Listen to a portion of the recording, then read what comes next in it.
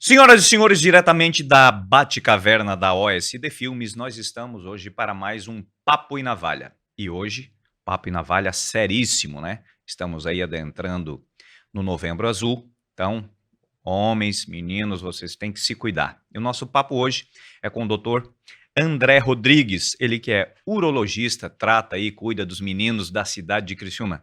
Meu querido, é um prazer muito grande ter o senhor aqui conosco nesse dia para a gente tratar de assuntos aí que são de interesses, né, de toda essa gama de homens que precisam se cuidar cada vez mais aí. Daniel, é um privilégio estar aqui, agradeço essa oportunidade, que levar informação para a população é sempre importante. E Show. poder desmistificar alguns mitos aí masculinos é parte da nossa terapêutica, do nosso tratamento. Perfeito. Gente, lembrando sempre que o Papo e Navalha ele tem o patrocínio, né, da Scolari. A Scolari é uma marca de produtos para o homem, né? Produtos de pomada. O cara que vai na barbearia, chega lá, você precisa de uma boa pomada, precisa de um tônico capilar, você precisa de uma pomada em pó, de um produto para sua barba. A linha da Scolari ela é perfeita para você. E você que é dono de barbearia, que quer colocar aí na sua empresa uma linha fantástica para estar usando aí nos seus clientes, eu indico a Scolari, tá certo? Também temos o patrocínio da Barbearia Dom Pettini, que tem 3 unidades aqui na cidade de Criciúma, uma no Nações Shopping, uma no Angelone e uma no Criciúma Shopping. E lá nós temos também os planos de assinatura, onde você paga um valor fixo mensal e você usa quantas vezes quiser a barbearia durante de domingo a domingo, né? E com todos os profissionais à sua disposição para os serviços dentro da sua assinatura. É a Netflix da barbearia, beleza? Se interessou, procure a gente lá, nós vamos estar lhe atendendo. Doutor André, um dos cuidados é cortar o cabelo e a barba, né? Você corta o cabelo e a barba onde? Eu sou cliente de Dom Pettini das antigas, digamos assim. Esse é sócio fundador, né? Eu digo sempre que os clientes mais antigos eles já são parte do patrimônio da Dom Pettini. Meu querido, você é criciumense, é de fora? Não, sou natural de Criciúma. Show! Criciumense, que Criciúma tem a característica de ser uma cidade muito acolhedora, né? Pessoal, muita gente de fora. Eu, por exemplo, sou de fora de Criciúma e eu sempre brinco que quem toma água de pirita aqui não quer mais sair daqui. Daniel, eu que sou médico da medicina, viu a criação aqui da Unesc, do curso de medicina, né? A gente viu quantidade de colegas que acabaram vindo para cá e ficaram na região, mas vou dizer que muitos ficaram porque as mulheres aqui são muito bonitas Isso, e optaram por ficar, porque diz que em local nenhum no país tem tanta beleza como é é, visto aqui. isso é verdade. Eu tô aqui por isso, né? Então, e você está há quanto tempo já na área de medicina? Eu me formei em 2007 e eu sou urologista faz 10 anos. Perfeito. Urologia que é uma área, muito importante, que engloba aí todos os cuidados, com a saúde masculina, né. Como que se dá essa pegada entre homem e mulher? Como que, os É, cuidados de cada um? Assim, a gente sabe, a ginecologista acaba cuidando da saúde feminina, de modo Uhum. geral. O urologista, nossa área, vai cuidar da parte dos problemas renais, de Sim, bexiga, próstata, bolsa escrotal, pênis. Então a gente atende em grande maioria os homens, porém, como existem problemas nas mulheres relacionados aos rins, como sim. cálculos renais, infecções, tumores, e também na parte urinária, infecção urinária, as incontinências, problemas vesicais, nós também acabamos atendendo as mulheres. Certo. Então, no seu caso, né, que você atende os 2 públicos, tem uma diferença muito grande na abordagem dos 2 públicos? Sempre, né, a gente sabe que o homem, ele geralmente ele vai ao médico meio que empurrado pela mulher, como é Isso. muito comum. Às vezes a mulher realmente leva o homem lá para se cuidar e sabe, Daniel, quando a gente começa a ver do ponto de vista estatístico, as mulheres ela consultam em torno de 7, 8 vezes mais que o homem. Então, Puxa. não é por acaso que as mulheres acabam vivendo mais, têm uma sobrevida maior que o homem. E como até eu digo, né, nem o ditado popular é à toa, quando a gente fala que é melhor prevenir do que remediar, as mulheres sabem o que é prevenir. Exato, é. É uma uma situação que é verdadeira que o homem, né, normalmente a gente não previne, a gente vai quando sente alguma coisa diferente, né? A gente não tem o hábito de prevenção. Mas também, por outro lado, a cultura da mulher, ela já é muito mais bem definida nesses aspectos. Por exemplo, eu tenho minha esposa e 2 filhas em casa, então desde cedo ela já tem a ginecologista delas.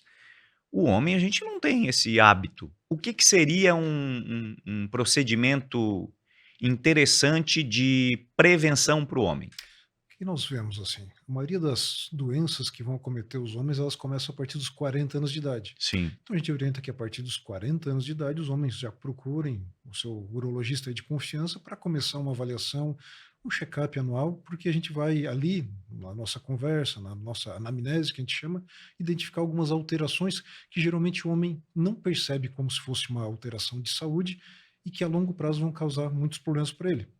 Tanto que às vezes eu vou dizer, uma parte mais difícil da consulta, às vezes tu mostrar para o homem que ele tem um problema, Uhum. e como ele diz assim: "Tá, doutor, eu não sinto nada". Não, não é que tu não tá sentindo, é tu te adaptou com alguns problemas. Ah. Principalmente os problemas miccionais, que são muito comum dos homens, né. A gente sabe que depois dos 40 anos de idade, a próstata, que é um órgão exclusivamente masculino, ele vai aumentando de tamanho e vai causando problemas para o homem ter dificuldade de urinar, às vezes começa a urinar mais vezes do que o normal, começa a acordar à noite para urinar, o jato de urina mais demorado, e às vezes ele não se dá conta, porque é algo tão progressivo e tão aos Uhum. poucos que ele vai se adaptando.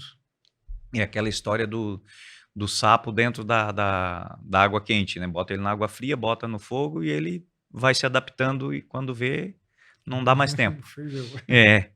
Ah, mas que tipos de exames seria interessante para um homem, vamos imaginar, então a mulher desde de 14, 15 anos, antes de ela entrar na puberdade ali, ela já tem um cuidado com a ginecologista. O homem então, a partir dos 40 é que vai ter essa necessidade de fazer um check-up específico. Isso. Quais exames seriam interessantes especificamente? Do ponto de vista geral, Daniel, a partir dos 40 anos a gente vai pedir um check-up que vai englobar hormônios, né? A gente sabe Uhum. que depois dos 40 anos de idade, 25% dos homens começam a ter uma diminuição da testosterona, que vai Sim. desencadear no que a gente chama de DAEM, que é distúrbio androgênico do envelhecimento masculino, tá? Faz parte a solicitação de um PSA, que é um hormônio produzido pela próstata, Uhum. que na nossa prática a gente usa ele para tentar nos auxiliar no diagnóstico de um câncer de próstata. Então é muito importante avaliar a função renal, faz parte a realização de um ultrassom para avaliar rins, bexiga, próstata, como é que está o esvaziamento dessa bexiga, se está de forma adequada, se a bexiga ela está de característica normal, se a próstata está tendo um crescimento ou não. Perfeito. Eh, e qual é a dinâmica de principalmente nas primeiras vezes que o homem chega lá? Chega com muito receio, ou muita dúvida, ou ele já é um cara que, quando ele vai para essa consulta, ele já pesquisou muita coisa antes e chega perguntando muita coisa? A gente tem 2 perfis, a gente tem um paciente mais jovem, que casualmente hoje pelo acesso à informação, ela é muito diferente e Uhum. modificou nas últimas décadas, que já chega realmente procurando alguma coisa, ou mesmo assim: "Não, eu vim fazer um check-up que eu quero ver como é que eu estou". E tem aquele perfil do homem de mais idade, que geralmente chega levado pela família, Uhum. pela esposa, ou o paciente realmente está com algum sintoma já que ele viu que não, agora está muito errado. Uhum.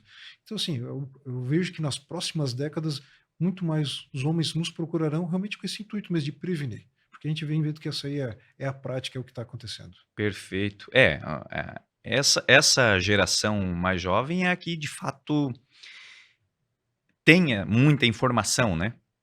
Eu converso com algumas pessoas idosas que elas dizem assim: "Ah, eu não vou no médico porque eu não sinto nada, se eu for no médico ele vai descobrir alguma coisa".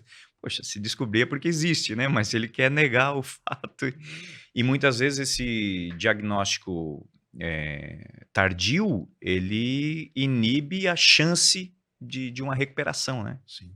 Sabe, Daniel, eu há 10 anos eu trabalho com pacientes oncológicos, né, uro-oncológicos, e eu sempre digo para os pacientes assim que o grande segredo da cura de um câncer é o diagnóstico precoce. Uhum. Quanto mais no início tu descobrir, a chance é maior. Então, por isso esse incentivo, né? Procurar o médico, fazer prevenções, porque hoje quando a gente vai falar de câncer de próstata, a gente sabe que tem uma cura, estágio inicial, uma cura de 90%. Oxe. Então, assim, apesar de ser um câncer maligno, mas saber que uma patologia que por 90% dos casos pode ser curados, Isso muda muito. Sim. Hoje, a maioria dos pacientes com cânceres renais é descoberto ao acaso. Ele vai fazer um exame por um tal motivo e acaba vendo uma lesão renal, que vai se desencadear algumas investigações, e sabendo que esse é o paciente que vai acabar sendo curado, que vai ser acompanhado e vai ter a cura. Uhum. Interessante, porque, via de regra, a gente, eh, tem um estilo de vida, principalmente até os 40 anos, que a gente não se importa muito com nada, né. Então, eh, por exemplo, o rim, salvo engano, mas uma visão de leigo aqui, ele é um filtro de todo o organismo, Isso é mesmo. isso?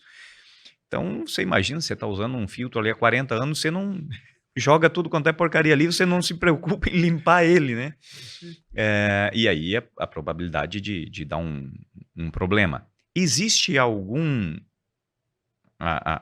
fator que a gente possa executar que, de alguma forma, proceda uma certa limpeza no rim ou não? É, o que a gente tem que avaliar, que faz parte da nossa investigação, para entender como é que está a função, né? Se a função renal mostrar que já está tendo alguma piora, né, tem que investigar a causa. Às vezes o paciente é um paciente hipertenso, que ele não se trata, hipertensão é um grande fator de risco de perda da função renal. Às vezes é um paciente que tem os cálculos das vias urinárias, a nefrolitíase, aí tem que ser tratado. Então faz parte desse check-up, dessa avaliação, a gente entender como é que está o funcionamento. Porque às vezes realmente o paciente está 40 anos, 50 aí usando, e às vezes está com um probleminha ali que, se ele não reverter ou não tratar, daqui a pouco o paciente vai ser, quem sabe, um paciente que vai fazer uma hemodiálise, né? Então, por isso essa Nossa, necessidade dessa investigação. perfeito. E a gente tem que entender que, às vezes, assim, até pacientes que às vezes acabam usando muito anti-inflamatório, de uso crônico, isso aí pode acabar afetando a função renal, sabe? Então, eu digo assim, o paciente ele tem que ir ao médico, o médico tem que indagar e perguntar sobre tudo, que às vezes a gente acaba pegando ali um ensejo e vê, opa, tem um problema aqui, vamos Uhum, tratar. Isso aí a longo prazo pode culminar na decisão entre quanto tempo de vida esse paciente vai ter, né? perfeito. Essa questão da qualidade desse órgão, né, vamos focar um pouco no rim aqui agora. Eh, Tem alguma questão de pré-definição genética ou ele acontece mais por conta de como a gente conduziu a vida nesse período aí? É, uma pequena parte, a gente tem algumas anomalias genéticas que vão culminar com perda da função renal, com presença de cistos já de uma idade precoce, que realmente, se ele não cuidar, ele vai acabar culminando numa insuficiência renal. E outros, assim, o paciente já tem uma predisposição da parte de ter cálculos, se ele não tiver mudança alimentar, ingesta de líquidos, tudo, isso aí também a longo prazo pode culminar com a perda progressiva da função do rim, né? Perfeito. Então, uma das causas que pode apresentar a possibilidade de um problema é o fato de a pessoa, por exemplo, à noite ter que levantar várias vezes para urinar? Isso é tão interessante, né? Porque às vezes eu falo para um paciente, às vezes ele chega lá, doutor, eu acordo 2, 3 vezes à noite. Aí eu pergunto, tá, e o senhor está bem? Não, tá bem. Tá, o senhor acha que isso é normal? Sim, é normal. Tá, o senhor tem filho? Tem. Tá, quantas vezes que ele acorda à noite? Ah, nenhuma. Tá, por que que para ele acordar, não acordar é normal e para ti 2, 3 vezes é normal? Que eu digo assim, o paciente vai se adaptando. Ele vai Uhum, tendo começando a ter alguns sintomas relacionados ao aumento prostático, que vai causando uma obstrução, uma dificuldade de esvaziamento da bexiga, e ele vai se adaptando. Porém, a longo prazo, se esse paciente não for tratado, isso aí vai ter uma repercussão. Como às vezes o paciente chega num ponto que a gente sempre conhece, o paciente, trancou a urina, não consegue mais urinar. uhum. Às vezes chega num momento que a bexiga dele já cansou e entra em falência. Ela não consegue mais contrair para vencer a resistência que essa próstata aumentada está ocasionando, ele acaba tendo que ir lá passar uma sonda. Então, assim, e é muito interessante, às vezes chega o paciente no meu consultório lá com uma sonda, assim, tá lá, tô há uma semana, um mês com essa sonda, eu quero tirar. Aí tu vai ver o histórico, o paciente já tem anos e anos sofrendo de problemas prostáticos e nunca foi tratado. Meu Quem Deus. sabe nunca foi avaliado de forma adequada também.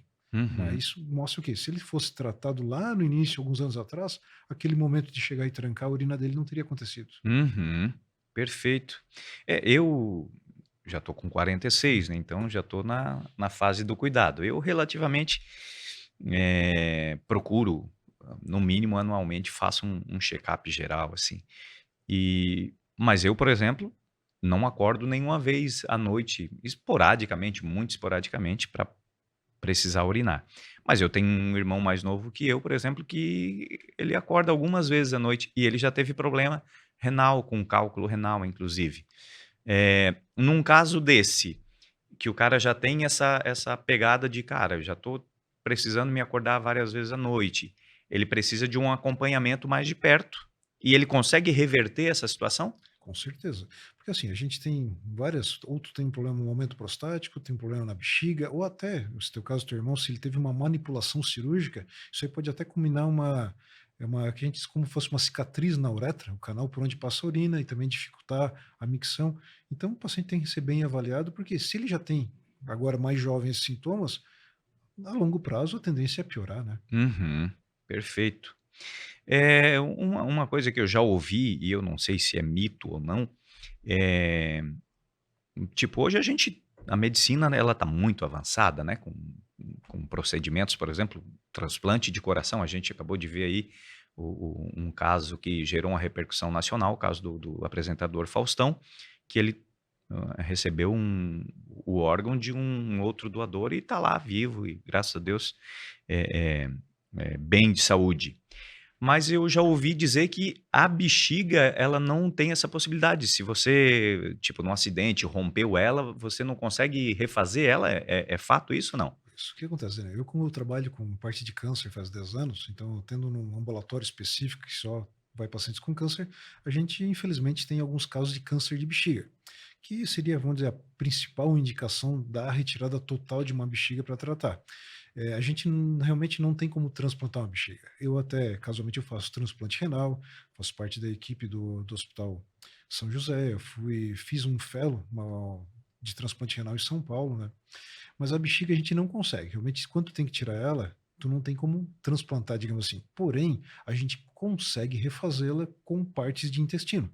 Opa! É até uma cirurgia bem interessante, que a gente tira um segmento do intestino, a gente abre ele e a gente meio que como se fosse uma bolinha de futebol, a gente vai montando ele e faz como se fosse um reservatório como se fosse uma bexiga e vai funcionar tal como uma bexiga. Eu tenho alguns casos aqui em Criciúma, em região que eu operei, que a gente reconstruiu a bexiga, que felizmente o paciente tem uma qualidade de vida muito boa.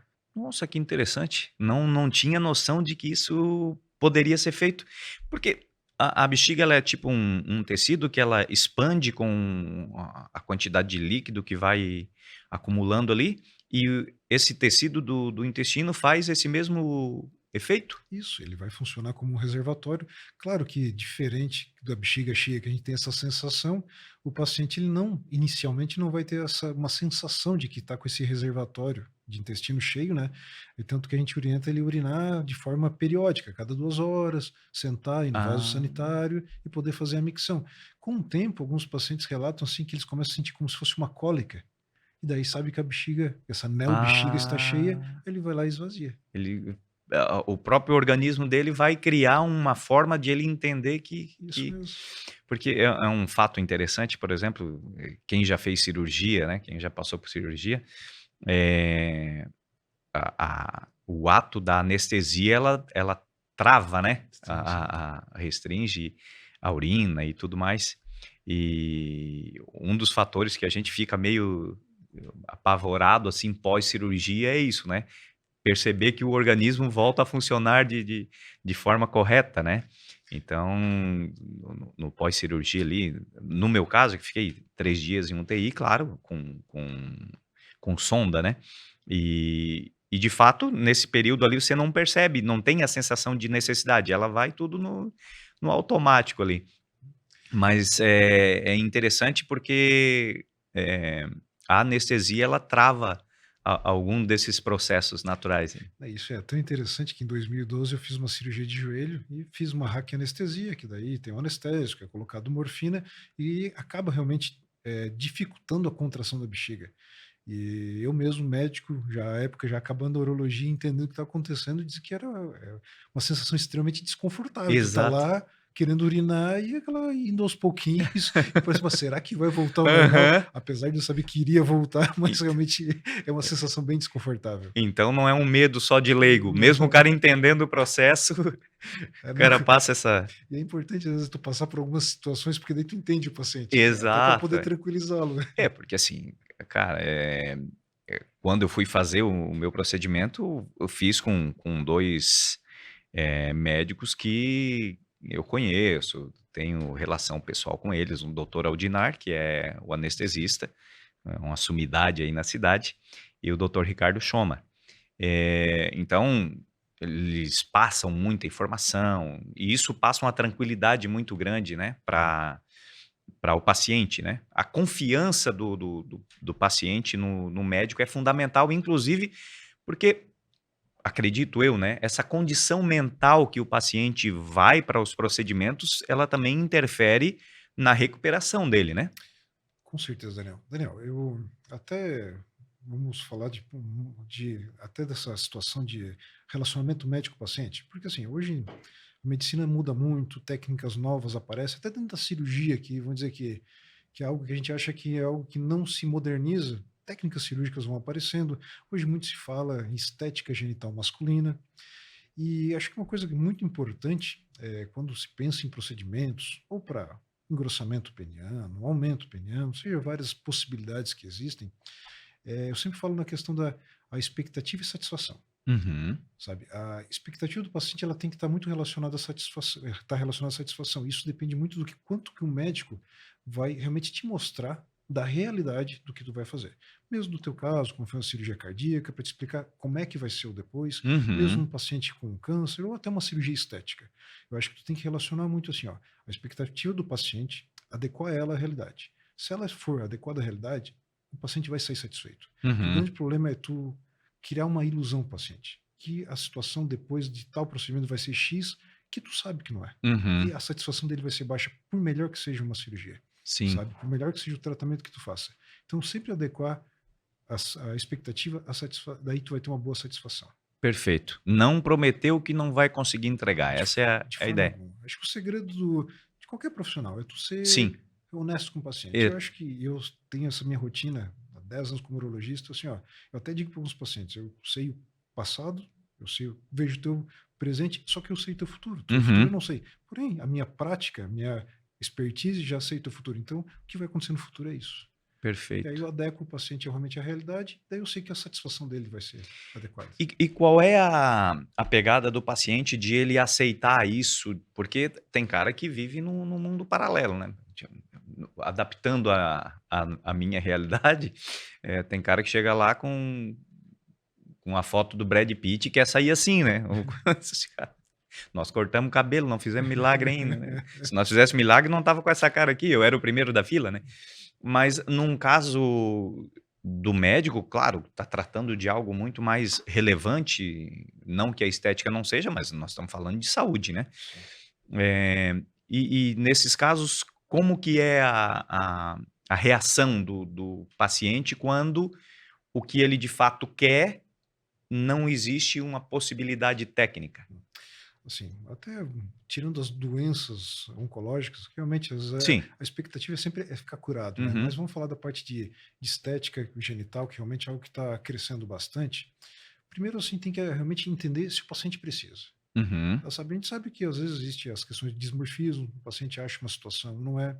A gente sabe que alguns pacientes, vamos lá, que comum vinham ao consultório se queixando que o pênis dele não tem o tamanho adequado, que gostaria que fosse maior. Às vezes tu vai fazer as medições, tu vê que é um pênis normal. uhum, Porém, aquele paciente ele tem um grau de obesidade, ele tem uma gordura pública aumentada, então o problema não é no órgão genital, é o contexto ao redor, que uhum, a gente vai dar os caminhos para poder resolver.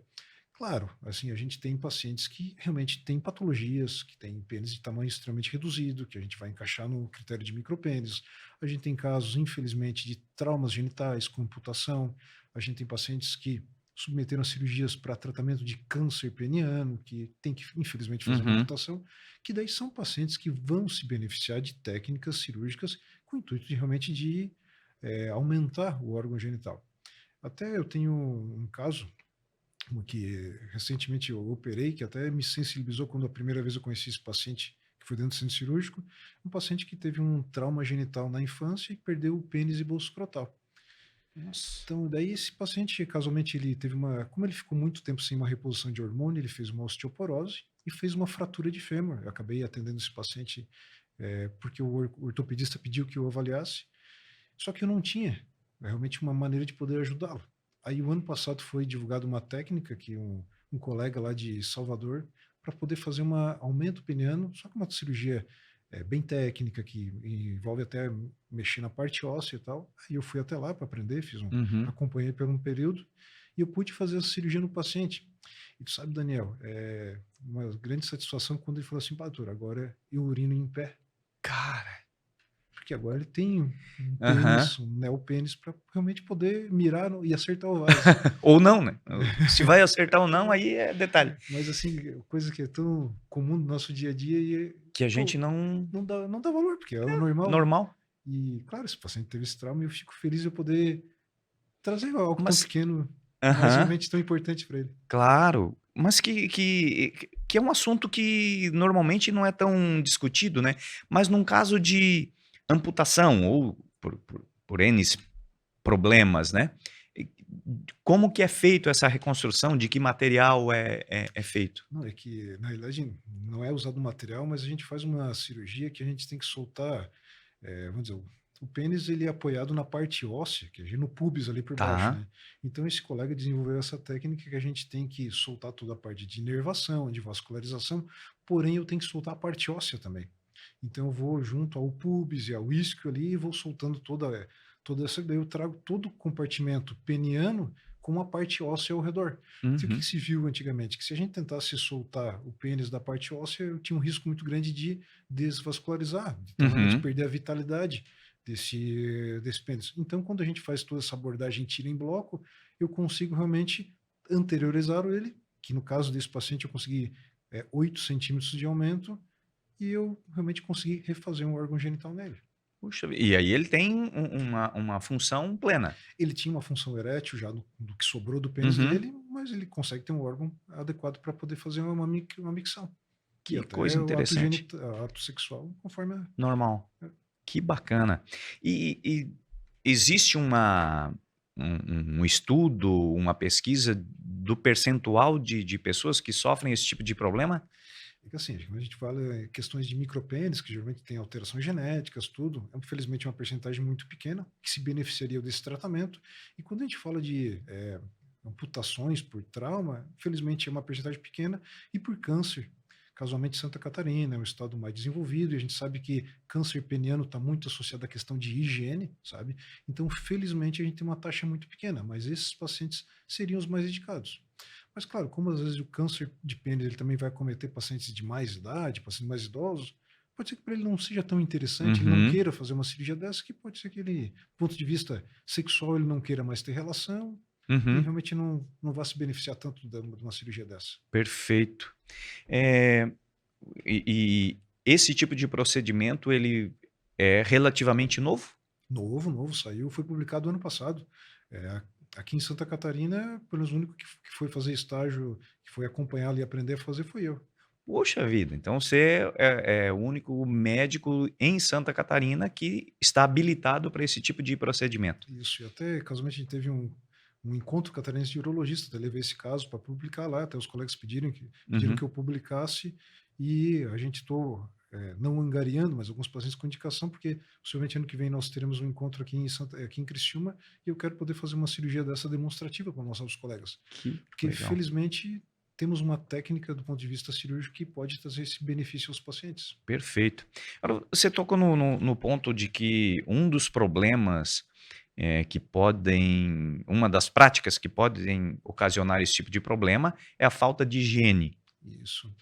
Sabe que tinha antigamente um marketing para prevenção do câncer de pênis que até era o Zico com uma esponja na mão, né? É mesmo? Falando da Eu não necessidade da higiene, porque o que acontece?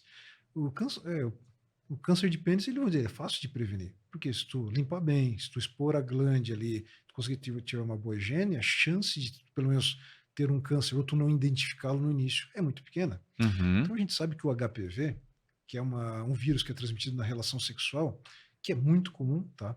Porém, se ele não for tratado, tu deixar aquela lesão verrucosa crescendo, crescendo, a longo prazo ela pode ocasionar um tumor peniano, sabe? Um câncer de uhum. pênis.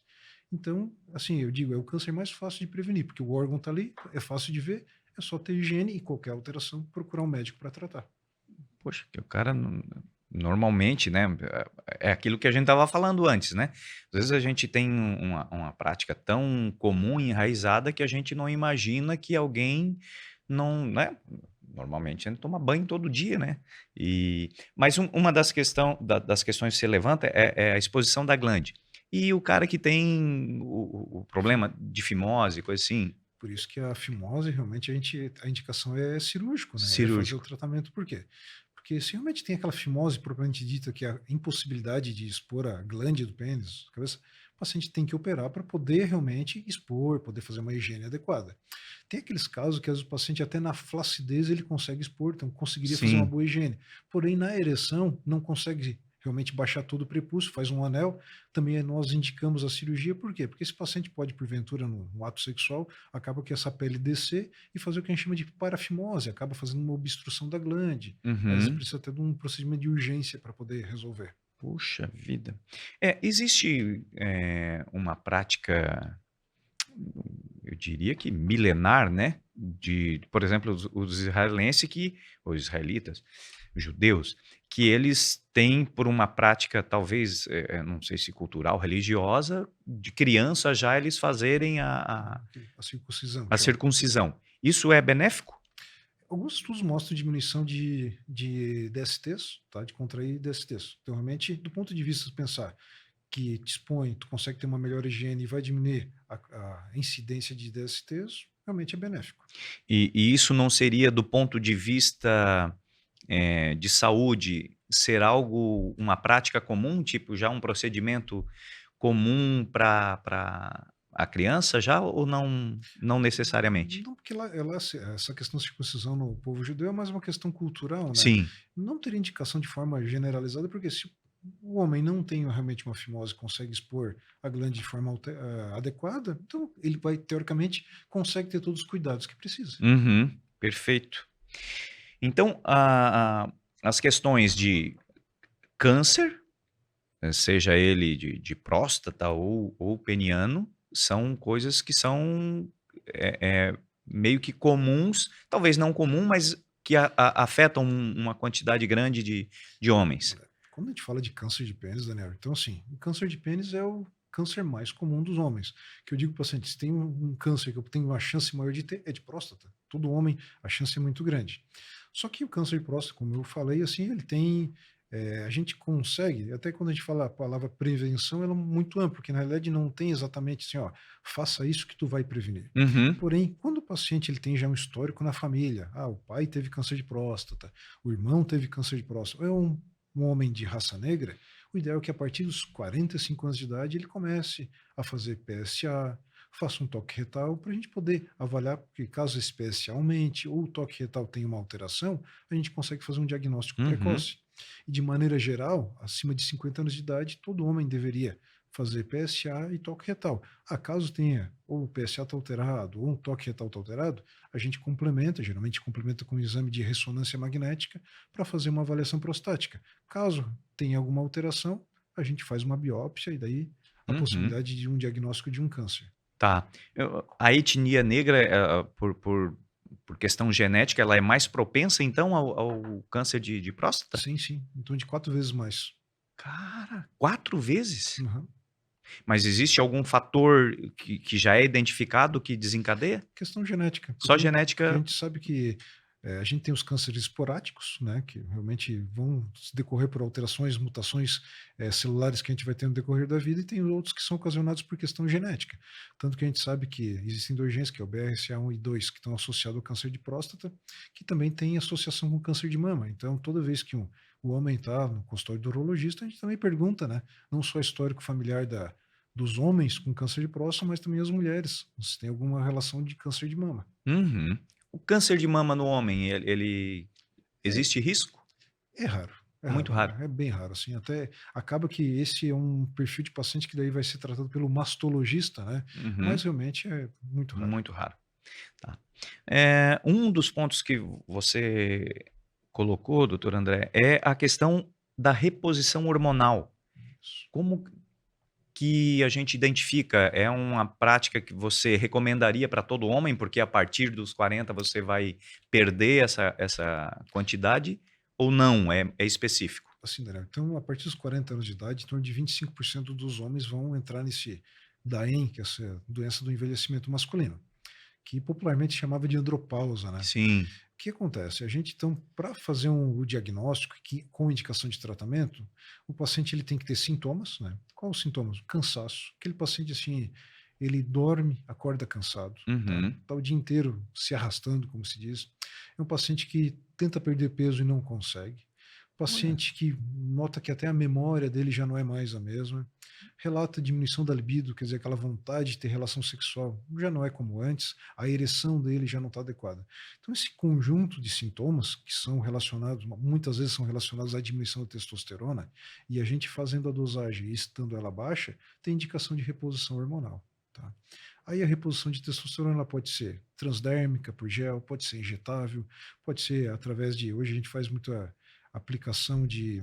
São óvulos que fazem liberação de testosterona lenta. Então, tem várias opções de reposição. O importante é adequar o paciente ao tratamento. Se ele tem sintomas relacionados a exames laboratoriais com testosterona baixa, ele é um paciente que tem indicação de ser tratado. E o que que é um nível de testosterona baixa? De modo geral, se a gente olhar a literatura, a gente sabe que a partir de 346 nanogramas por ml, a gente começa a ter sintomas. Tá? De modo geral, abaixo de 300 a gente já fala como paciente com níveis de testosterona baixo, e em alguns casos a gente também analisa a testosterona livre. Abaixo de 10 também já consideraremos como alterado. Uhum. Daí, claro, aquele paciente que chega no consultório, que ele, do ponto de vista clínico, ele está bem, não tem nenhum dos sintomas que eu relatei, e ele tem testosterona baixa, inicialmente eu não trato. Esse Uhum. paciente ele vai ser avaliado. Só vou tratar se ele realmente apresentar sintomas. Ah, perfeito. E hoje a gente sabe que, com academia, com tudo mais, tem uma galera aí que eles abusam da testosterona, né. Qual é o risco do cara que, suplementa de forma, eu diria, não orientada por um profissional da área? E eu já conversei com amigos que, cara, os cara, colocam aí absurdo, né. E qual é o risco para esse cara? Assim, Daniel, eu digo, toda medicação é droga, né? E Sim. a droga depende da dose. Uhum. Pra Então, ela virar veneno. mesmo um paracetamol que tu compra sem receita, se tu tomar mais de 12 gramas, tu vai levar uma insuficiência hepática aguda e tu vai para uma lista de transplante hepático, sabe? Cara. Então, assim, é a mesma coisa da testosterona. A mesma medicação que um paciente, uma pessoa usa para aumentar a possibilidade de ganho de massa muscular, é a mesma que a gente vai usar para repor. A diferença é a dose, sabe? O paciente que tem indicação de repor, eu vou fazer as doses para o intuito de deixar a testosterona dele em torno de 800, de 500 a Uhum. 800. O paciente que vai usar para tentar aumentar a musculatura, ele vai usar para ficar com doses 2.000, até muito Isso. maior. Então, assim, e qual o grande problema? A gente sabe que o produtor de testosterona são nossas glândulas testiculares. Quando tu começa a usar uma testosterona exógena, quer dizer, tu usa num gel ou tu começa a injetar, o que que acontece? Do ponto de vista hormonal, o teu testículo vai interpretar, junto com o teu cérebro, que tu não precisa produzir mais testosterona, Uhum. porque os níveis estão altos. Isso aí vai o quê? Suprimindo o eixo, que a gente diz que é o estímulo do cérebro para o testículo para mandar produzir testosterona. Então, a longo prazo, o teu testículo ele vai parar de produzir. Aí, quando o homem que está usando com o intuito para ganhar massa muscular parar o uso da testosterona, o testículo dele não vai produzir mais, porque ele ficou tanto tempo Uhum. adaptado a não produzir, a entender que não precisava, que então possivelmente esse paciente vai entrar no que a gente chama de hipogonadismo. Ele não vai mais produzir de forma natural Natural. e vai ter que ficar sendo repondo cronicamente. E sobrecarrega algum órgão esse excesso?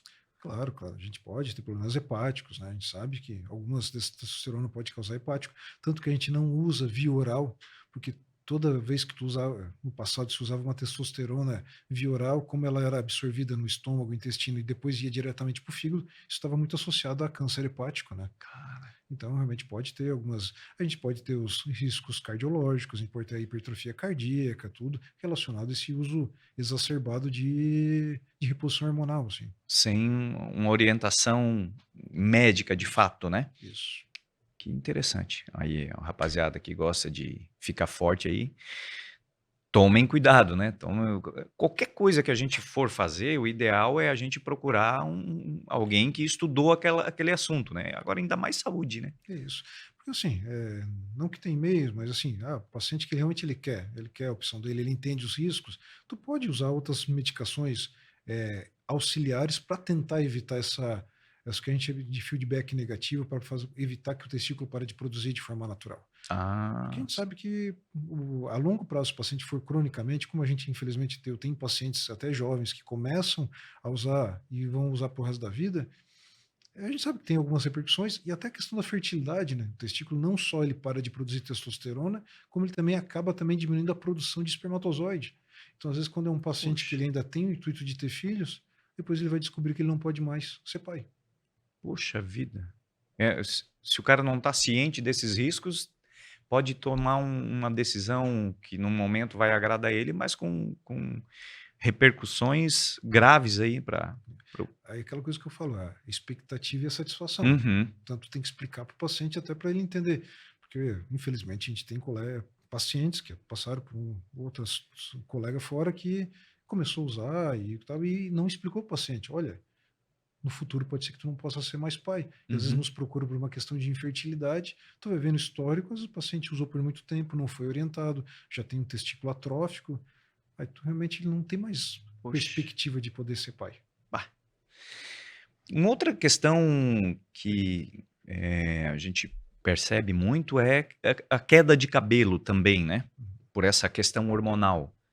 É natural que a partir dos 40 anos ali a gente vai afinando esse fio, vai perdendo um percentual deles, mas cada vez mais a gente vê pessoas jovens com esse tipo de problema da calvície. Isso está associado também a essas questões hormonais? Tem algum vínculo? Sim, que o Daniel, quando a gente fala da questão da calvície, a gente sabe que tem uma área dos folículos que são muito suscetíveis são receptores androgênicos, né? Uhum. Então, grande parte dos homens tem receptores e acaba o quê? O excesso de testosterona acaba fazendo uma atrofia desses folículos que vai afinando com o tempo e acaba realmente obstruindo esse folículo e eu vou dizer, é um cabelo que está perdido, né? Então, realmente, um paciente que também faz uma reposição hormonal sem uma orientação adequada ou sem entender que esse é um risco que ele vai correr, ele pode realmente ter uma perda de cabelo precoce. Tá? A gente sabe que geralmente a perda capilar ela vai estabilizar até os 40, geralmente É, aquelas entradas, tudo até os 40. isso, Depois daí o pelo só vai afinando. Por isso que daí isso. tem os métodos que são feitos até para evitar esse afilamento para o paciente manter Uhum. os Hoje cabelos. tem muitas maneiras, né? Porque, via de regra, também, a, a, a reposição de vitaminas e tudo mais pode facilitar muito, né? A gente tem hoje até nutracêuticos, né? Chamados assim, que são reposições de vitaminas que fortalecem esse fio, né? Sim, sim. Isso é bem interessante, assim, porque como mudou no decorrer do tempo, até medicações, antigamente se prescrevia finasterida de 1 miligrama, hoje a dudasterida também já faz parte, o minoxidil também faz parte do tratamento via oral, a gente tem tópico, tem as vitaminas, então realmente não falta oportunidade para poder ter um cabelo bonito ali, Exato. adequado. E a questão da finasterida, ela tem um preconceito grande, ou não sei se de fato existe ou não, um fator real, né, mas existe uma crença popular que a finasterida pode causar algumas disfunções, na parte sexual. Isso, na literatura, isso se confirma? É que com a finasterida, na verdade a finasterida para a questão da queda capilar, a dose é de 1 miligrama, né? Diferente Tá, da dose para aumento prostático, que é de 5 miligramas. Então, isso é uma coisa que tem tá. que ser bem diferenciada. Se a gente for ler a bula lá, ele vai dizer que 1% vai ter disfunção. O que Uhum. a gente percebe? Realmente, quem vai acabar usando, geralmente, é paciente jovem. E o paciente jovem, ele, realmente, ele tem uma sensibilidade maior a essa questão da libido. Então, Ah, no ponto de vista clínico, a gente é muito mais frequente do que fala a literatura do paciente relatar, eu tive uma certa diminuição da libido. uhum. Tá? Mas como também hoje a finasterida não é a única medicação que a gente vai usar, se é um paciente que realmente ele tem esse sintoma, a gente troca a Sim. medicação. Até Mas, o fato de a pessoa acreditar nisso, pode ser um fator de crença também que vai desencadear esse medo dele, acaba confirmando o problema, não sendo um problema de fato, eu diria, fisiológico, mas um problema psicológico? Daniel, a gente sabe que nosso cérebro tem uma capacidade incrível, né? Então, isso depende muito do paciente, mas com certeza, o paciente vai tomar um remédio que que ele sabe que pode dar um problema, muitas vezes ele até somatiza o problema, ou ele Sim, percebe muito mais do que uma pessoa que não tivesse essa informação. exato. Então, mas é que eu digo para o paciente, a mesma coisa de um paciente que se queixa de uma situação que ele tem dor. A dor é uma coisa muito subjetiva, eu não posso, Uhum. se ele realmente diz que tem dor, a gente vai acreditar. Se o paciente começou a tomar medicação, ele diz, pá, doutor, mas antes eu não era assim, agora eu sou. Tu tenta investigar, mas, peraí, então vamos parar. Aham. Ó, melhorou? Pô, então tudo bem. Se tomando tá assim, tá. Então a gente tem que fazer os testes também, né. Então Sim. vamos ver se é isso, não é? É, porque é interessante, por exemplo, hoje eu tomo muito a minha experiência como base, né. Eu sou um cara que normalmente não gosto, eu não sei se tem alguém que gosta, né, mas eu não gosto muito de sentir dor, né, então, tô com uma dor de cabeça, eu vou lá, tomo a minha dipirona e encerro o problema. Ah, e uma das questões que me deixava um pouco ansioso com a cirurgia, embora eu fui de forma muito tranquila para ela, era no pós o fato de dor, né, porque você imagina, pô, vai ter que Sim. serrar o osso do peito, abrir tudo ali, aí você imagina, cara, isso aí vai depois que passar a anestesia vai doer um bocado, né. E e de fato eu não passei dor no pós-cirúrgico. Eh, e quando eu venho para o quarto 3 dias depois, eu estava muito sonolento por conta das medicações e tudo mais, e aí eu pedi para tirar uma das medicações e eu fiquei tomando apenas dipirona. E não sentia dor. Claro, se eu no final do período de ação da dipirona ali, eh, eu começava a ficar um pouco mais sensível, eu tomava e era tranquilo. E dipirona, tipo, é uma medicação comum, né, você Sim. compra sem uma receita, por exemplo. E para o meu caso, eu fiquei, assim, meio surpreso, sabendo que, cara, foi Hum, passado uma maquita ali no sim.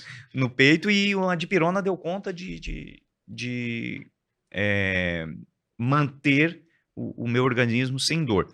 Por outro lado, eu já tenho conhecidos que fazem uma cirurgia e aí a dor pós-cirúrgica ela é muito grande, mesmo com medicações até mais fortes.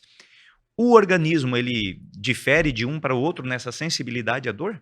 Tem, assim, a gente vê muita diferença dos pacientes, assim, o quanto que realmente um tem a sua sensibilidade à dor. Tanto que a gente faz, eu opero muito e tem as mesmas cirurgias para N tipo de pacientes, e tem alguns que, olha, doutor, parece que eu nem fui operado, e Aham. outros já têm um pouco mais de sensibilidade.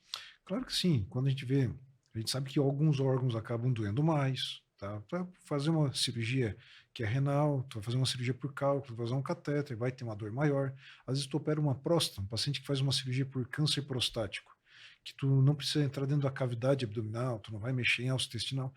Pô, é um pós-operatório que o paciente opera no outro dia, ele acorda e diz: "Pô, doutor, nem me operasse, é só Uhum. ver o corte na barriga, Sim. mas ele, não sinto nada". Então, realmente, o tipo de órgão vai estimular também uma certa sensibilidade, né. Ah, perfeito. Mas que são essa sensibilidade à dor é muito, pessoal. Pessoal. E hoje os acessos para cirurgias, né, porque, tipo, hoje você tem as cirurgias por vídeo que são muito menos invasivas, né.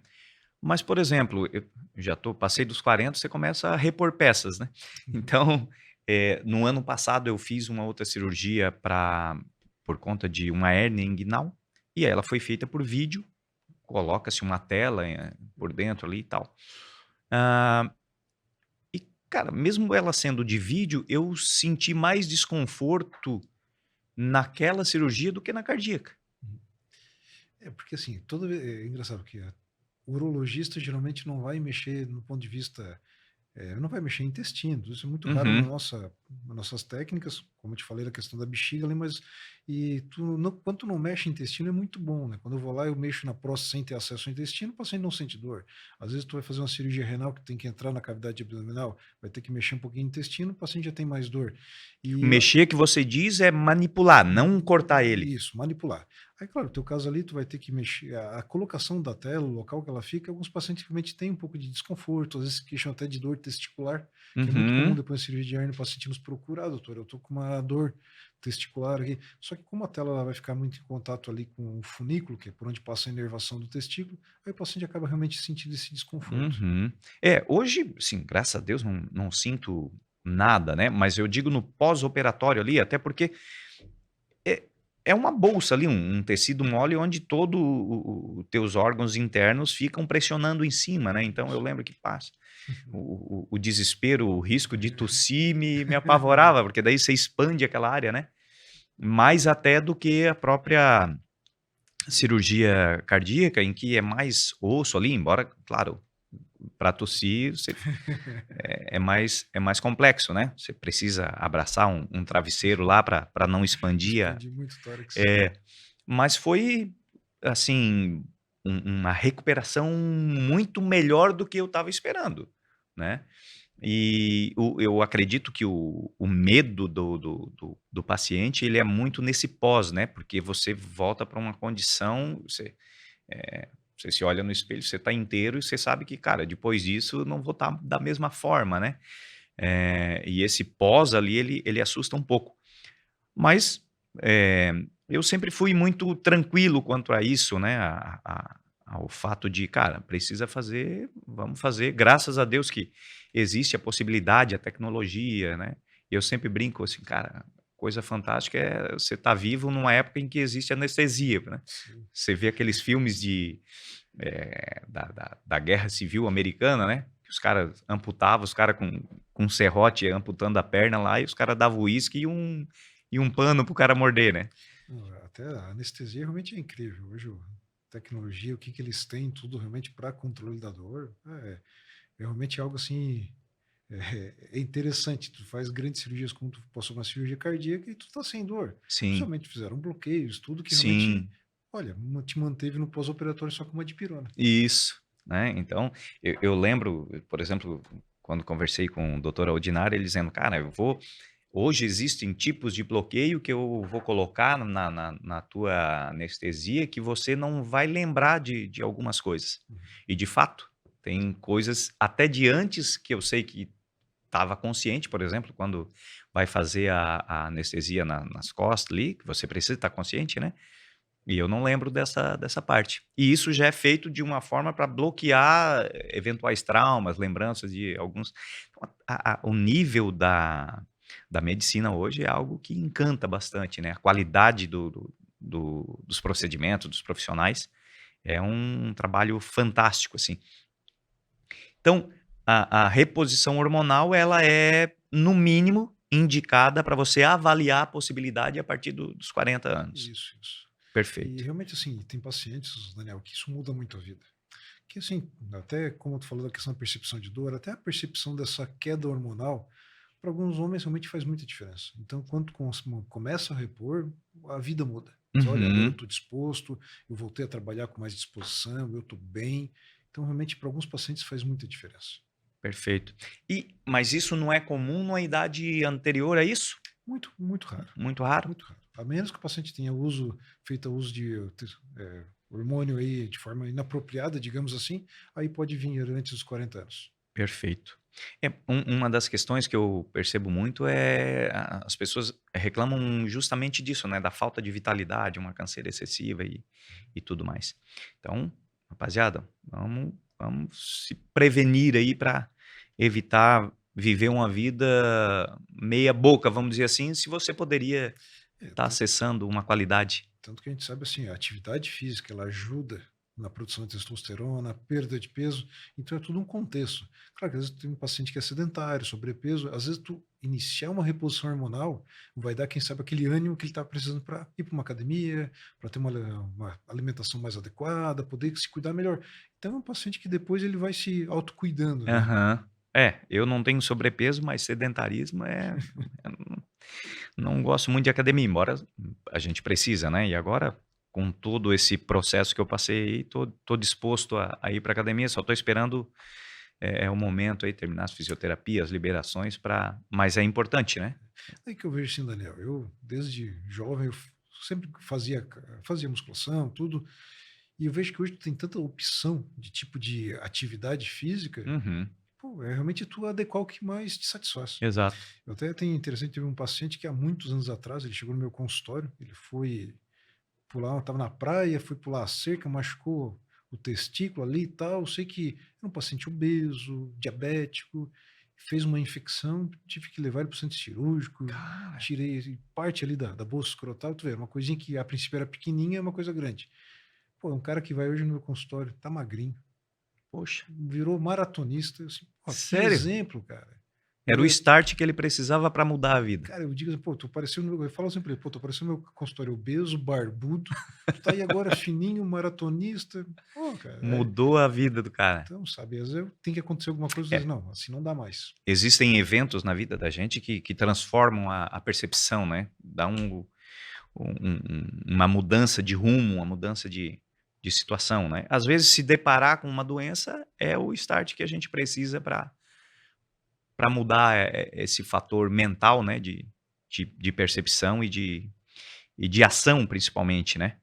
Ah, então, o homem hoje, via de regra, você já está na área aí desde Como urologista desde 2012. 2012, então 11 anos. O perfil desse paciente, ele está mudando? Está vindo mais para se cuidar? Sim, sim, mudou muito, assim, né? Até com agora a gente vai entrar em novembro, a gente tem o Novembro Azul, Sim, então é uma campanha que realmente ela traz isso, traz a informação para o homem para ele poder entender que tem problemas de saúde que ele tem que procurar, sabendo que vai ser lá no início que ele vai ter uma chance de se cuidar. Tanto que a campanha deu tão certo que em novembro o pessoal se lembra e começa a ligar para sim, marcar consulta. aham. Oh, minha consulta, chegou novembro. Ah, novembro tem essa procura a mais por conta de seu mês. Então ele ainda não percebeu que ele pode fazer isso o ano todo, né? Daí é engraçado que o pessoal liga também, agora não dá, vai ter que ficar mais para frente aí. Ah, mas eu quero novembro de novo. Ah, Ué, o vamos, negócio é você ampliar o novembro, né? tem- Ó, aqui todo mês é novembro. novembro é o ano inteiro aqui. Que bacana. Eh, essa dinâmica, né, de cuidados do homem, embora óbvio que isso demonstra a importância, né, de ter um mês em que a gente vai focar, né. E hoje eu percebo que a medicina está caminhando muito para isso, no foco da informação, né. A gente tem o Setembro Amarelo, o Outubro Rosa, o Novembro Azul, a gente está colorindo aí O ano o inteiro. ano inteiro, mas a importância de você estar dando ênfase para determinadas situações que, claro, o novembro você vai expor isso de uma forma muito mais forte, mas aquela informação de fato ela fica, né, na sociedade para ele estar acessando e procurando sempre, ou seja de forma preventiva ou no momento em que ele sente algum desconforto, a necessidade de estar procurando. Porque o primeiro fator que mais mata o homem é a questão do coração, por óbvio, né?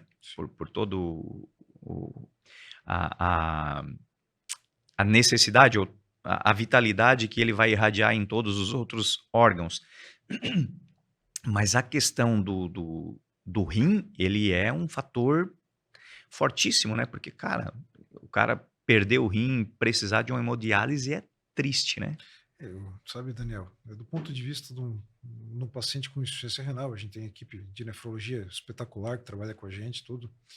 Mas eu penso assim, como a gente hoje, o transplante renal em Criciúma é uma realidade, a gente já fez mais de 60 transplantes renais em Criciúma, e é uma cirurgia que eu, particularmente, eu gosto muito de fazer, não só porque o ato cirúrgico, para mim, é um ato muito bonito, mas, assim, tu dá liberdade, sabe? Tu pensar em uma pessoa que ela faz hemodiálise, que 3 vezes por semana ela tem que estar numa máquina, que vai Uhum, ficar lá por 2, 3 horas, e pensar que essa pessoa, se ela quiser ir visitar um parente em outro estado, ela tem que uhum, fazer toda uma dinâmica, tem que ter uma outra clínica que vai lhe receber.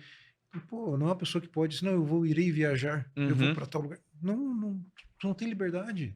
Então, apesar de ser uma pessoa livre, tu perde a liberdade. Então, Sim. quando tu transplanta, tu dá essa qualidade de vida para a pessoa e ela, a partir daí, ela pode ter liberdade para ir onde ela quiser. Poxa, Cara, isso aí é uma coisa assim que para mim é fantástico. espetacular, cara. Uhum. Pô, todo mundo quer ser livre, quer É. ter liberdade. Pô, tu não faz, tu respeita as leis porque tu quer estar livre, tu não Sim, quer exato. estar preso, né, digamos assim. A E, qualidade da vida é outra, né. cara, então tu faz, eu acho isso aí uma coisa espetacular porque tu solta a pessoa dizer, Aham. agora te cuida e vive. Além do processo doloroso que é a hemodiálise, né. É um processo que tem um certo desconforto, né. É maçante, né, Daniel? Esse, realmente, quando há necessidade de ir lá para o hospital, fazer hemodiálise, é maçante para o paciente, né? Uhum. Qual o índice hoje de transplante, de rim? Porque no rim você tem a possibilidade de um doador vivo, né? Tem, tem. Sabe que assim, Santa Catarina é um estado peculiar. A gente sabe que hoje o país que mais transplanta é a Espanha, que tem Sim. vou dizer, uma conscientização sobre a doação de órgãos realmente muito abrangente. Mas Santa Catarina, os índices nossos se aproximam da Espanha. Opa. Então, o que acontece? Santa Catarina ela é um estado que realmente capta muito. Tá? A gente tem muitas captações, então as nossas listas elas rodam muito rápido. Então, Uhum. felizmente, os pacientes, de modo geral, não esperam tanto na nossa lista, o que faz com que, às vezes, a necessidade de fazer um transplante interview se torne menor. Então, a Ah, gente, perfeito. até eventualmente, a gente tem pacientes que tem um familiar que se propõe, tudo que Uhum. se adequa, só que às vezes é um paciente que diz, não, espera mais um pouquinho, daqui a Uhum. pouco a gente, quem sabe, consegue um rim de um doador que a gente chama falecido, né? Sim. Então, hoje até a gente tem um paciente já em processo para fazer doação de transplante doador vivo, mas no fim, como a nossa lista ela está tão ágil, a gente às vezes fala, não, vou esperar um pouquinho. Tá? E essa compatibilidade, por exemplo, um cara que vai doar um rim ou receber um rim, eh, as situações que são avaliadas para o doador, ser capaz ou o receptor, né, ser capaz de receber, é no mesmo nível de um coração ou ele varia de órgão para órgão? Não, tem que sempre avaliar as compatibilidades, né? Então, realmente tem que avaliar, tem que ter a compatibilidade ali, os HLAs, para a gente realmente ver se o painel do paciente é adequado, o que ele poderia receber, o que ele tem de anticorpos. Realmente é o mesmo É padrão. o mesmo padrão Isso. independente do órgão. Uhum. Que bacana. E num caso de um cara que vai receber um transplante, normalmente você coloca os 2 ou um só? Um só, Um um só, só. Então, a gente sabe que é factível viver com um com rim único, né? Então, a gente sempre opta por transplantar um rim. um rim. Então, no caso de um doador em óbito, ele pode ajudar 2 pessoas. Duas pessoas. Que Pode, na bacana. realidade, pode ajudar várias, né? Um fígado, dois Sim, rins, pâncreas. Então, o coração, o pulmão, conforme as as possibilidades. Acho que aham. um doador realmente ele ajuda muitas vidas. Cara, que interessante isso, né. E como isso resolve um problema grave, né. Porque, de fato, uma pessoa que faleceu é uma coisa que é inevitável, né. A gente sabe que é o natural para todos, e é um momento de muita tensão, muita gravidade para a família. E hoje, o que acontece na maioria desses casos de doadores, que Santa Catarina é esse eh eh, tem essa condição, né, de ser um estado em que muita gente doa, ele é uma situação que em vida esse cara já demonstra esse interesse ou normalmente é uma negociação pós com a família? Geralmente, acho que as famílias que aceitam já tem que ter uma manifestação do doador. Geralmente, ele já, previamente, tanto que se orienta, se faz as campanhas também para se discutir isso em família, né? Porque Uhum, realmente, o que acontece? Geralmente, o paciente que ele é um potencial doador, deixamos claro que não é toda pessoa que falece que ela é um potencial doador, ela tem que ter uma peculiaridade que é uma morte cefálica, pode vir de um AVC, algo espontâneo, pode vir do acidente, pode vir de outras situações que podem acometer o cérebro e ele falecer, porém ser apto à doação. Então são situações agudas que realmente ninguém espera, né? Então por isso a uhum, necessidade de se informar a família, se tem perfeito. esse interesse. Uhum, Até porque, pô, se Deus nos deu essa possibilidade de estar aqui vivos, também se a uhum, gente depois que a gente não tiver pelo menos nesse plano de poder ajudar outras pessoas.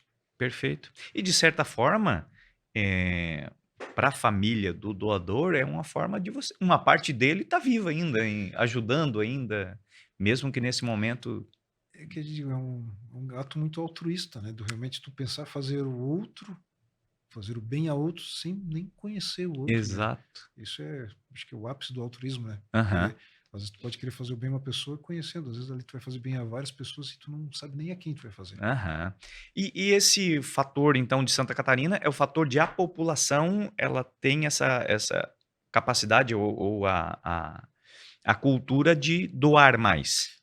Tem as campanhas, a gente tem uma central de transplante realmente que é atuante, porque Muito da doação depende também da abordagem da equipe, quando o paciente realmente ela tem essa possibilidade de ser um doador, então tem que ter uma equipe nos hospitais adequadas a poder abordar a família de forma realmente mais orientada para poder orientá-los. Então, realmente, além de a população ter maior essa aceitação à doação, a gente tem equipes qualificadas para realmente conversarem com a família e chegarem realmente nessa Uhum. É, porque aprovação. é Sim. um momento tenso, né?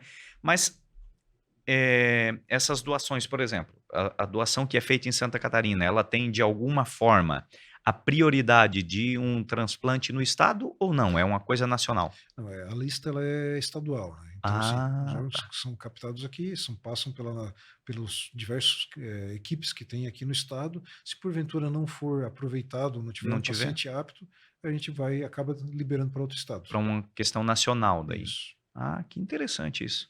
Muito bom. E isso, de certa forma, também desafoga o próprio sistema, né? Porque você tira um cara da hemodiálise e passa ele para uma vida plena, né? Com certeza. Do ponto de vista realmente de qualidade de vida é inquestionável, e do ponto de vista de custo, tu diminui muito o custo da saúde do SUS, né. Sim, sim.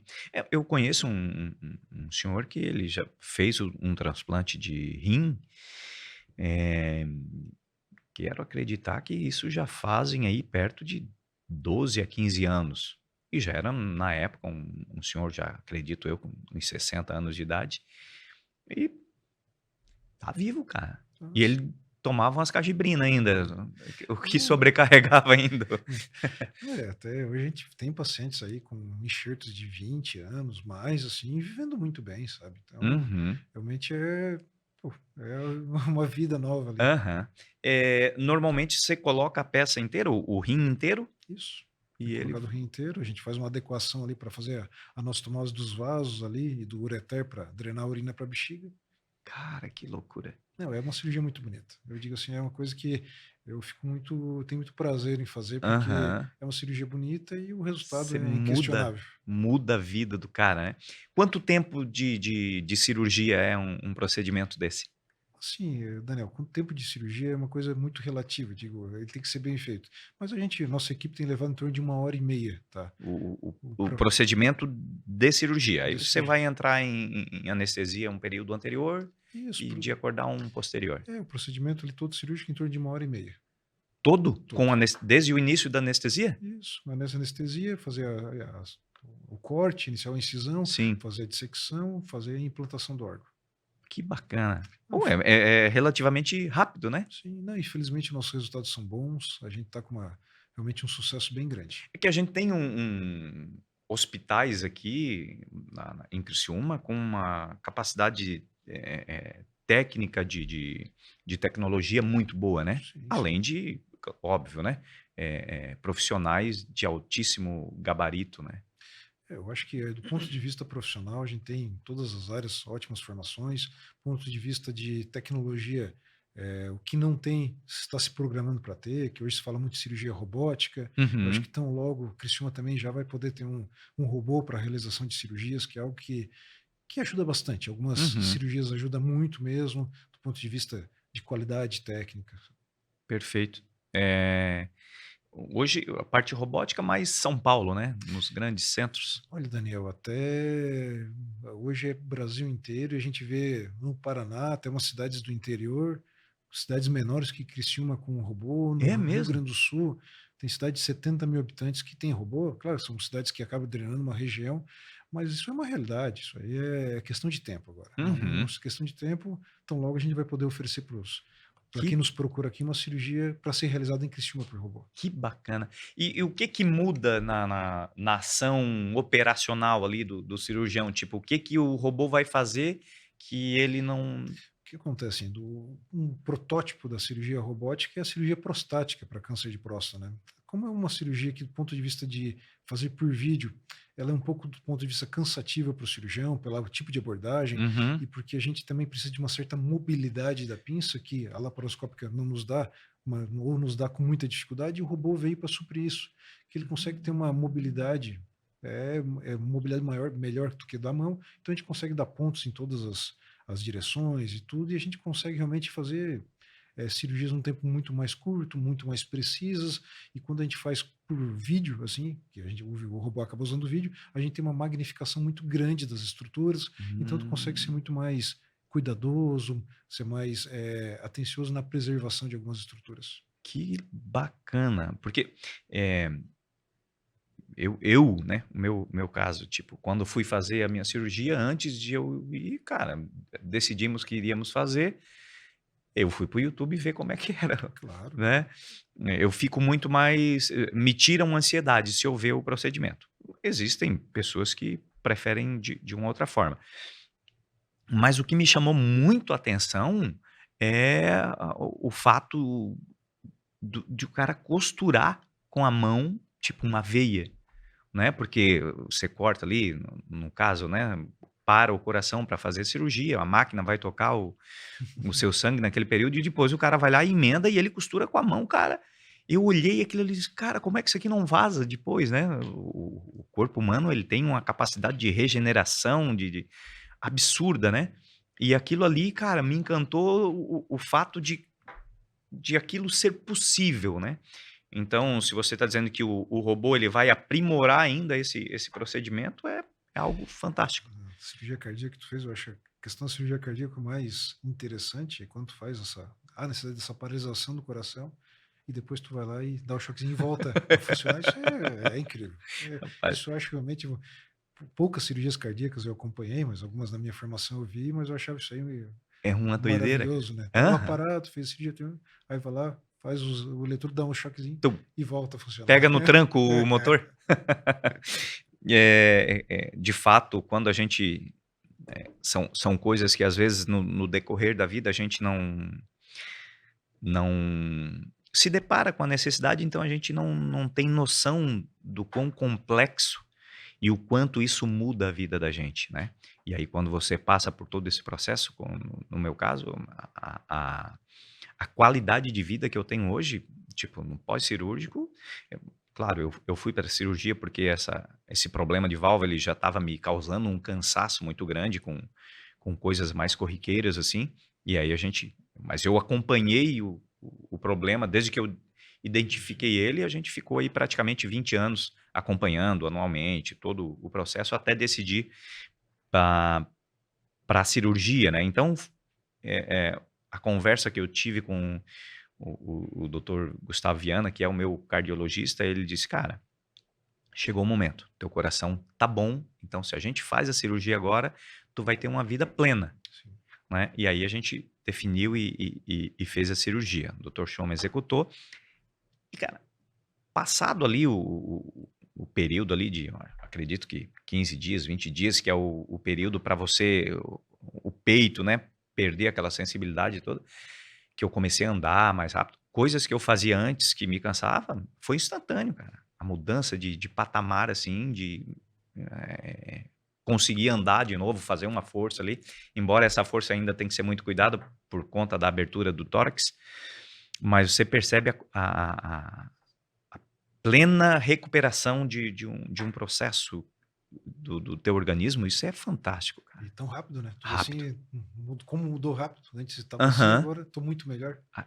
A recuperação dessa qualidade de vida muito rápida e num processo muito invasivo que foi a abertura de tórax um dos momentos, um dos das situações mais graves da cirurgia em si, né. Uhum. Porque o coração ele não dói de fato, né, ele é um músculo que cortou lá, costurou e ele não o que é incrível, né. Eu conversando com o doutor: "Tá, mas e o músculo ali que vai ser", "Não, isso não dói". "Como que não dói, né, cara?"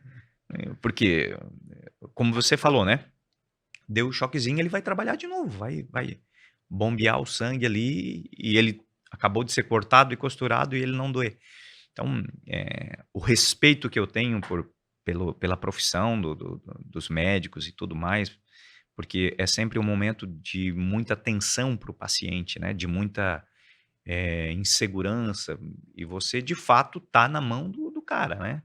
Então, o que eles conseguem reverter, né, e a gente sabe que o profissional, ele é um cidadão, antes de tudo ele é um ser humano, independente atividade, você tem os seus problemas também. Tem o dia que você acordou feliz, tem o dia que você acordou com alguns problemas, e você, independente de tudo isso, você está diante de um outro ser humano numa condição em que ele é totalmente passivo, né? Ele está na sua mão. Vai depender da sua habilidade, da sua expertise para ele reverter aquele problema. Então, cara, o meu respeito assim pelos profissionais da área, eh, não só os médicos, mas tudo que envolve, né, o cuidado do pessoal de enfermagem numa UTI, o cuidado que eles têm depois no quarto, o pessoal que está ali lhe medicando dia e noite, né? Os caras não. Sim, né, o êxito é multiprofissional, né? Exato. Cada um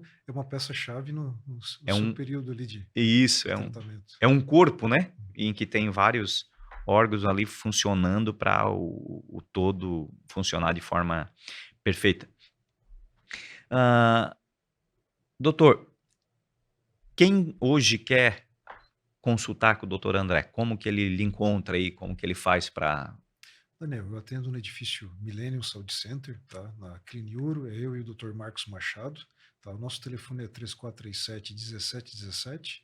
Estamos à disposição, nossa secretária Silvana está à disposição para marcar as consultas e podemos fazer o melhor para os nossos pacientes. Perfeito. Eu indico, e eu sou paciente, doutor André, já indiquei, algumas pessoas também, e, hoje é uma sumidade aí na região, todo mundo reconhece o seu trabalho. Eu queria lhe agradecer e lhe parabenizar, né, pelo trabalho que o senhor vem executando aí, que tem um grande impacto na sociedade, né, porque a medicina ela tem essa capacidade de prolongar a vida do cidadão e ele continuar produzindo aí para a sociedade como um todo, né. E eu queria lhe dar os parabéns pelo seu trabalho e agradecer aí por tudo que o senhor vem fazendo aí por toda a sociedade criciumense. Muito obrigado, Daniel. E o básico é fazer com amor, né? Não adianta. O professor falava, quando tu faz o que tu gosta, não trabalha. Apesar de ter alguns dias que são cansativos, mas quando tu chega em casa, assim, o dever cumprido, cara, isso é incrível. Perfeito, perfeito. Querido, muito obrigado mesmo de coração. Gente, esse foi mais um Papo e Navalha, né? Com muita informação, com muitos mitos derrubados aqui. Então, você que está aí na faixa etária aí de se cuidar, não hesite em fazer um exame precoce anualmente, procurar um médico da área e fazer todos os exames para você ter uma vida plena aí com muita saúde, para estar perto de quem você ama aí por muito mais tempo, cuidando e fazendo o bem sempre. Show? Gente, muito obrigado por tudo. Fiquem com Deus e uma boa semana aí para vocês. Um abraço.